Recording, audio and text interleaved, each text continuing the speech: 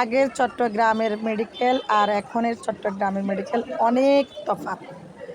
তো অনেক উন্নত হয়েছে মাশাআল্লাহ, পরিষ্কার পরিচ্ছন্ন। তো এখানে সবাই যে গরিব তা না।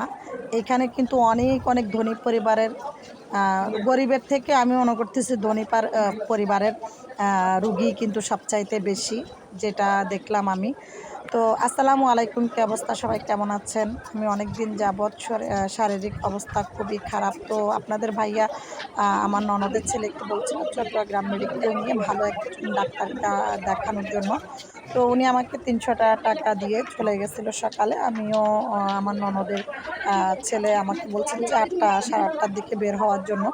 তো আমার ছেলের ঘুম তো বেশি ভার, মানে অনেক ৯টা ১০টা ছাড়া ঘুম ভাঙেই না।